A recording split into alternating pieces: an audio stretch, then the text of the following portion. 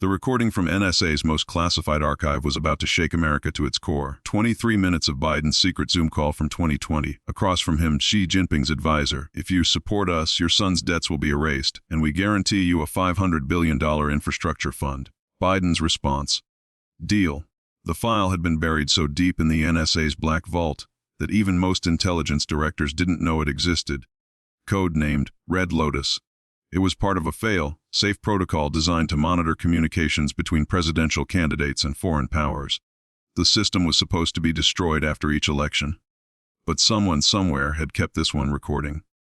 And now, 5 years later, it had found its way to the one man who would use it. Donald Trump sat in his Mar-a-Lago office, the encrypted tablet glowing in the dim light. Beside him, Kash Patel leaned forward, his face a mask of controlled fury. "Play it again," Trump said quietly. Kash tapped the screen. The audio filled the room once more. Biden's voice, unmistakable despite the digital encryption, speaking to someone identified only as Mr. Chen. "The American people don't need to know everything," Biden's voice said. "What matters is that we maintain stability. Your investments in Hunter's firms are just the beginning. Once I'm in office, we can restructure the entire trade relationship. The chip restrictions, they'll disappear. The military positioning in the Pacific, we'll call it strategic realignment." Mr. Chen's response was clinical, accented but clear, "And in return, the infrastructure package will pass through our banks. $500 billion as discussed. Your son's outstanding obligations, all $47 million, will be handled through our restructuring program.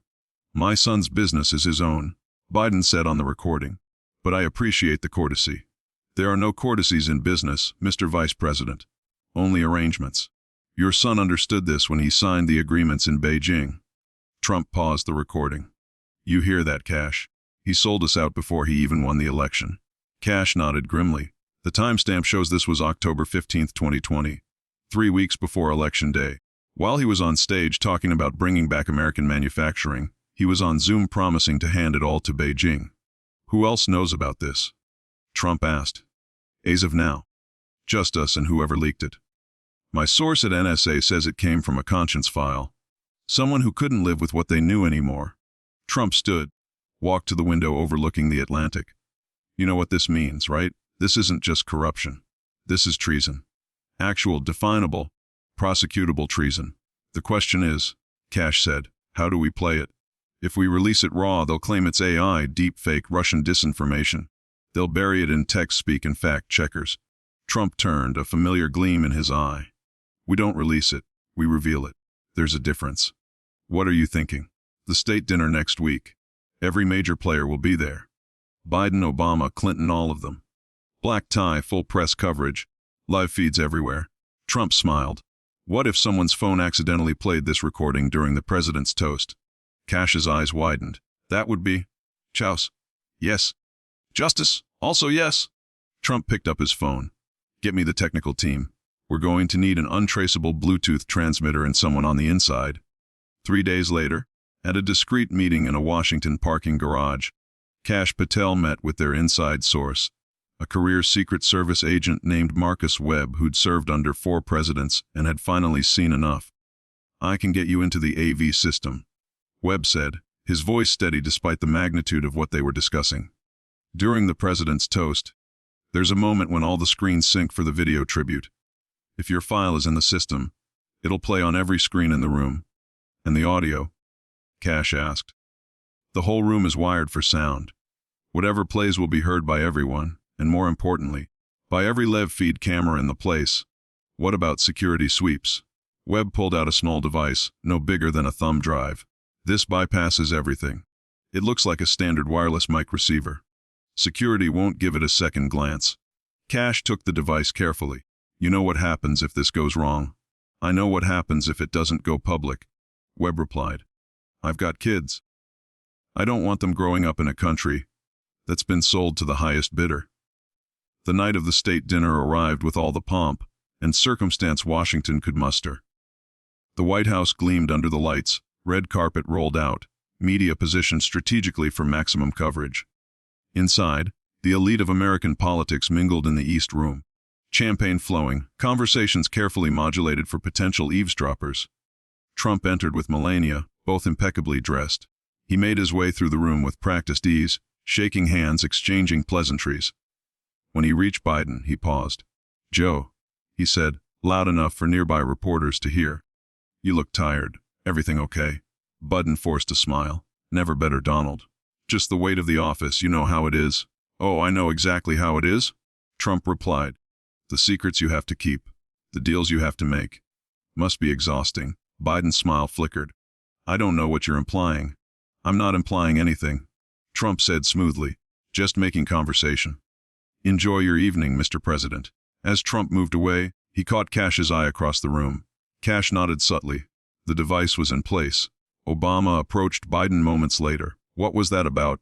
"Trump being Trump," Biden muttered. "Nothing to worry about." But Obama's instincts, honed by 8 years in office, were firing. "Joe, is there something I should know?" "It's handled," Biden said quickly. Too quickly. Obama's eyes narrowed. "What's handled?" Before Biden could answer, the lights dimmed. The president's chief of staff took the microphone. "Ladies and gentlemen, the President of the United States." Biden moved to the podium, note cards in hand. The room fell silent, cameras trained on him. This was supposed to be a routine toast, celebrating American diplomatic achievements. Instead, it would become the most watched political catastrophe in history. "My fellow Americans," Biden began, "tonight we celebrate not just our nation, but our partnerships around the world. In an era of global challenges, America leads not through force, but through friendship." Trump stood near the back, his hand in his pocket, fingers on his phone. Cash was positioned by the AV control area, watching the technicians who were blissfully unaware of what was about to happen. Biden continued, "We've strengthened our alliances, opened new markets, and created opportunities for American workers." That's when the screens flickered. At first, it seemed like a technical glitch. The tribute video stuttered, pixelated. Then the audio kicked in. Not the orchestral soundtrack that was supposed to play, but something else entirely. Biden's voice crystal clear. "The American people don't need to know everything." Every head in the room snapped toward the screens. Biden froze at the podium, his face draining of color. The recording continued. "What matters is that we maintain stability. Your investments in Hunter's firms are just the beginning." "Turn it off," someone shouted. Secret Service agents scrambled toward the AV booth. But the system had been locked. The recording played on. "Once I'm in office, we can restructure the entire trade relationship. The chip restrictions, they'll disappear." The room erupted. Reporters rushed forward, cameras swinging wildly. Biden gripped the podium, his knuckles white. This is fabricated," he stammered. "This is a deep fake." But the recording wasn't finished. Mr. Chen's voice filled the room, and in return, "The infrastructure package will pass through our banks. $500 billion as discussed. Your son's outstanding obligations, all $47 million, will be handled through our restructuring program." Hillary Clinton, standing near the front, turned to Obama. "Is this real?" Obama's face was stone. "It sounds real." The recording reached its most damning moment. "My son's business is his own. But I appreciate the courtesy." "There are no courtesies in business, Mr. Vice President. Only arrangements." Finally, mercifully for Biden, the system shut down. The screens went black. The room was chaos, shouts, accusations, reporters bellowing questions. Trump stepped forward, his voice cutting through the noise. "Mr. President, I think the American people deserve an explanation." Biden looked out at the room, at the faces of shock, betrayal, disgust. His own party members were backing away from him. Kamala Harris, who'd been standing loyally beside him moments before, had somehow relocated to the far side of the room. I need to," Biden stammered, then turned and walked off the stage. Secret Service agents surrounded him, ushering him out as reporters surged forward. Kash Patel appeared beside Trump. "Think he'll try to deny it?" "He already did," Trump said. But denials don't matter when everyone heard the truth. The aftermath was swift and brutal. Within hours, Frozhutzz was trending worldwide. The recording, now loose in the digital wild, was being analyzed, verified, dissected. Audio experts confirmed its authenticity. The timestamp matched Biden's official schedule from October 2020. By morning, calls for impeachment were coming from both parties. The House Speaker, caught between loyalty and survival, announced immediate hearings. Senators who defended Biden for years suddenly discovered scheduling conflicts that prevented them from appearing on news shows. But the real bombshell came 48 hours later, when Hunter Biden's laptop, yes, that laptop, suddenly yielded new treasures to investigators who'd been surprisingly uninspired to look deeper before. Emails matching the timeline of the recording. Wire transfer receipts. Corporate structures in Delaware that mirrored holdings in Shanghai. At an emergency press conference, Kash Patel laid out the evidence with prosecutorial precision. What we're looking at, he said, is not just one conversation, but a pattern of corruption that spans years. The President of the United States entered into a quid pro quo arrangement with our greatest strategic rival. He traded American interests for personal gain. A reporter shouted, "Where did this recording come from?" Kash smiled slightly. "From patriots who still believe in America first. The NSA has confirmed the recording's authenticity. The only question now is what Congress will do about it." Trump, watching from Mar-a-Lago, took a call from an old friend in the Senate. "Donald, this is going to tear the country apart." "No," Trump replied. "The betrayal tore us apart. This is going to heal us. Sometimes you have to cauterize a wound." "What about the markets? Our allies. They'll respect us more for cleaning house."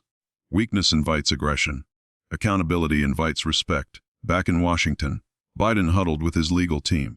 The Oval Office, usually a symbol of power, felt like a bunker under siege. "Can we claim executive privilege?" Biden asked desperately. His White House counsel shook his head. "Not for conversations that occurred before you took office, and not for potential criminal activity." "It was diplomacy?" "It was bribery," the lawyer said bluntly. "The infrastructure fund, your son's debts. It's textbook quid pro quo." Biden slumped in his chair. "How did they get it?" "Does it matter? It's out there now. The House is drafting articles of impeachment. The Senate's already counting votes. Your own party is abandoning ship." Outside, protesters had gathered, their chants audible even through the bulletproof windows. "Traitor! Traitor! Traitor!" Vice President Harris entered without knocking. "Joe, we need to talk." Biden looked up, saw the calculation in her eyes. "Eat too, Kamala. This isn't personal. It's about the country. You need to consider resigning. I won nothing wrong. You sold us to China." Harris's composure cracked. "Do you understand what you've done? You've validated every conspiracy theory, every accusation of the deep state selling out America. You've destroyed the party." "I saved the party." Trump would have won without. He stopped, realizing what he'd almost admitted. Harris stepped closer. "Without what, Joe?" "Without Chinese help." The silence stretched between them. Finally, Biden spoke. "I need time to think." "You have until tomorrow," Harris said coldly. "Then I go public with my own call for resignation." She left him alone in the office that had been his dream for decades. Now it was his prison. That night, Trump appeared on Tucker Carlson's show. The interview would be watched by over 100 million people worldwide. "Mr. President," Tucker began, "you exposed perhaps the greatest betrayal in American political history. How did you know where to look?" Trump leaned back. "I've been in business for 50 years, Tucker. I know a bad deal when I see one. Biden's policies never made sense unless you realized he was working for someone else. The recording just confirmed what logical people already suspected. The media is calling this a coup. The coup was rigging 2020. This is justice. The American people deserve to know their president was compromised. Now they do. What happens next?" Trump's expression hardened. "We clean house. Every official who knew about this, who benefited from it, who covered for it, they're all going down. The swamp isn't getting drained, it's getting excavated." Tucker leaned in. "There are rumors of more recordings." Trump smiled. "Let's just say Biden wasn't the only one making deals. The difference is, he got caught." In Beijing, the reaction was swift and furious. Chinese state media denounced the recording as fabricated propaganda, but behind closed doors heads were rolling. Mr. Chen, the advisor on the call, had already disappeared. Assets in America were being burned. Decades of careful cultivation were being undone by one 23-minute recording. Xi Jinping himself called an emergency meeting of the Politburo. "How did the Americans obtain this recording?" he demanded. His intelligence chief shifted nervously. "We're investigating all possibilities." "I don't want investigations, I want answers. If Biden falls, we lose 5 years of investment. Find out who leaked this and eliminate them." But it was too late. The dominoes were falling too fast to stop. Back in America, the House voted to begin impeachment proceedings. The vote was overwhelming. Even Democrats couldn't defend the indefensible. The charges were severe treason, bribery, violation of the Foreign Corrupt Practices Act, and conspiracy to defraud the United States. Kash Patel was appointed special prosecutor. His first move was to subpoena every record of communication between the Biden administration and Chinese officials. "We're going to follow every dollar, every email, every phone call," he announced. "The American people will know the full extent of this betrayal." Hunter Biden was arrested at his Malibu home, charged with money laundering and acting as an unregistered foreign agent. The famous laptop, once dismissed as Russian disinformation, became Exhibit A in the case that would define American politics for a generation. Obama tried to distance himself, claiming he knew nothing of Biden's arrangements. But emails surfaced showing he'd been briefed on Hunter's Chinese dealings as early as 2015. His legacy, already tarnished, crumbled completely. The Democrats held an emergency meeting to salvage what they could. The conclusion was unanimous: Biden had to go. A delegation led by Chuck Schumer and Nancy Pelosi arrived at the White House. "Joe, it's over," Pelosi said bluntly. "Resign tonight, or we'll have the votes to convict by Friday." Biden looked around the room at people he'd considered allies, friends, family. All of them were looking at him like he was radioactive. "I was trying to prevent World War III, he said weakly. "China needed reassurance." "You sold out the country," Schumer exploded. "You made us all complicit in your corruption." That night, Biden addressed the nation for the last time as president. He looked hollow, defeated, every one of his 82 years showing. "My fellow Americans, effective at noon tomorrow, I will resign the office of President of the United States." He didn't admit guilt. He didn't apologize. He simply said he could no longer effectively govern given the partisan attacks against him. It was a final insult to the intelligence of the American people. Trump watched from Mar-a-Lago, surrounded by supporters. "It's not enough," he said. "Resignation isn't justice. He needs to face trial, and he would." The criminal charges were filed within days of his resignation. The man who'd spent his career in politics would spend his final years in courtrooms, his reputation destroyed, his family name forever linked to the greatest betrayal in American history. Kamala Harris was sworn in as president, but her administration was dead on arrival. Tainted by association, abandoned by donors, she served out the remainder of Biden's term as a caretaker, unable to pass any significant legislation. The 2024 election was a foregone conclusion. Trump won in a landslide, carrying even traditional blue states. His inaugural address was simple and direct. "The era of selling out America is over. The age of America first has begun." In the intelligence community, a quiet purge began. Those who'd sat on evidence of corruption, who'd looked the other way, who'd prioritized politics over patriotism, all found themselves under investigation. The recording had done more than expose Biden. It had exposed a system that had enabled him, protected him, covered for him.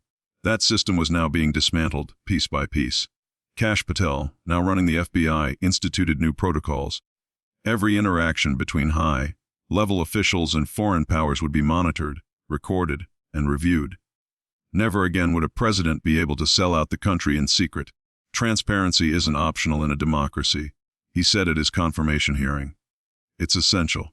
The Biden recording proved that. China, meanwhile, faced its own reckoning. The exposure of their influence operation led to a global backlash. Countries that had been considering Chinese partnerships pulled back. The Belt and Road Initiative collapsed. Xi Jinping, facing internal pressure, was forced to abandon his aggressive expansion plans. The $500 billion promised to Biden never materialized. Not that it mattered. The real cost to China was credibility. They'd been exposed as puppet masters, and the world recoiled. Back in Delaware, Biden lived under virtual house arrest, awaiting trial. His Secret Service detail was more like prison guards. His phone calls were monitored, his movements restricted. In a final irony, Hunter Biden made a deal with prosecutors, agreeing to testify against his father in exchange for a reduced sentence. The man who'd protected his son's corruption, at the cost of his country, would be brought down by that same son's testimony. The trial would be the most watched in history. Every sordid detail would be exposed, every lie unraveled, every betrayal cataloged. But that was still to come. For now, America was healing. The recording had been like a surgical knife, cutting out the cancer that had been growing for years. Trump stood in the Oval Office, his again, looking at the portrait of George Washington. "We almost lost it," he said to Kash. "The whole damn country. But we didn't, Kash replied. The system worked. Eventually. No, Trump corrected. Patriots worked. The system failed. We're going to build a better one. Outside, protesters who demanded Biden's resignation were now celebrating. American flags flew from every building. The sense of relief was palpable. The feeling of a nation that had looked into the abyss and stepped back. The recordings still played on news channels, a reminder of how close America had come to being sold out completely. But it also served as a warning to future leaders: the truth has a way of surfacing. And when it does, no amount of power can protect you from the consequences. In his cell awaiting trial, Biden could hear the protesters outside. Their chants had changed from traitor to justice. He'd spent his life claiming to serve justice. Now finally he would meet it. The China recording had done more than expose one man's corruption. It had reminded America what it stood for, what it stood against, and why vigilance was the price of freedom. The swamp hadn't just been drained, it had been exposed, prosecuted, and condemned. And from its ashes, a stronger America was rising. One that would never again allow its leaders to auction off its future to the highest bidder.